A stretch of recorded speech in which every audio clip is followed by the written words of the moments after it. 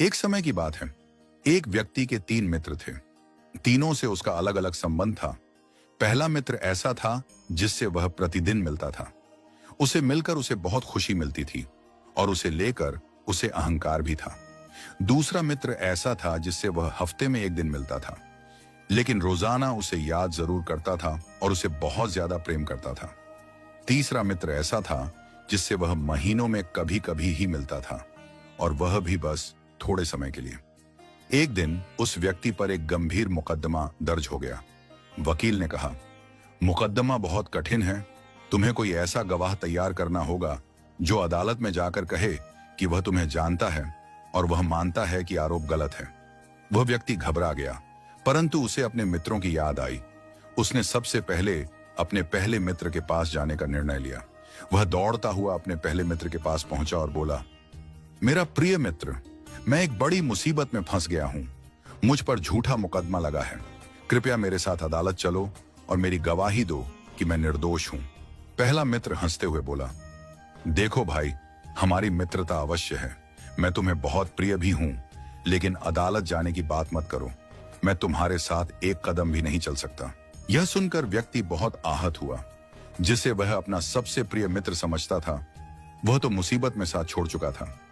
वह निराश होकर लौट गया। फिर उसे अपने दूसरे मित्र का ध्यान आया। वह उसके पास पहुंचा और कहा, भाई, मैंने तुम्हारे लिए हमेशा प्रेम और सम्मान रखा है। अब मेरी बारी है कि तुम मेरा साथ दो। कृपया मेरे साथ अदालत चलो और मेरे पक्ष में गवाही दो। दूसरे मित्र ने थोड़ी हमदर्दी दिखाते हुए कहा, मैं तुम्हारे साथ अदालत तक तो चल सकता हूं, लेकिन अंदर जाकर गवाही नहीं दूंगा। वहां तुम्हें खुद ही अपना पक्ष रखना होगा। यह सुनकर व्यक्ति और भी अधिक दुखी हो गया। जिसे वह इतना प्रेम करता था, जो उसके सबसे करीबी थे, उसने भी अंतिम समय में साथ छोड़ दिया। अब उसे अपने तीसरे मित्र की याद आई। यह वही मित्र था जिसे वह महीनों में एक बार ही मिलता था और कभी भी अधिक समय नहीं देता था।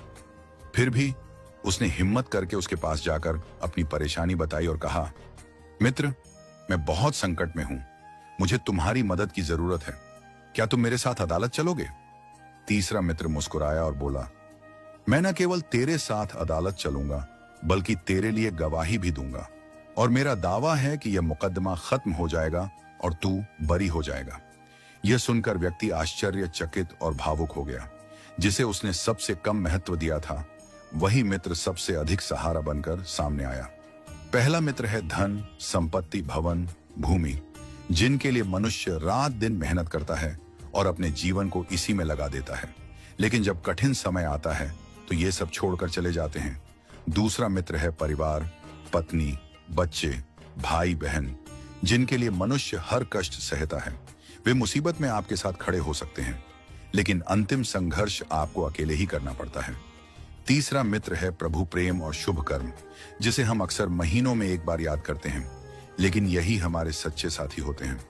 इसीलिए अच्छे कर्मों और ईश्वर के प्रेम को कभी ना छोड़ें, क्योंकि यही अंतिम समय में हमारे साथ खड़े होंगे।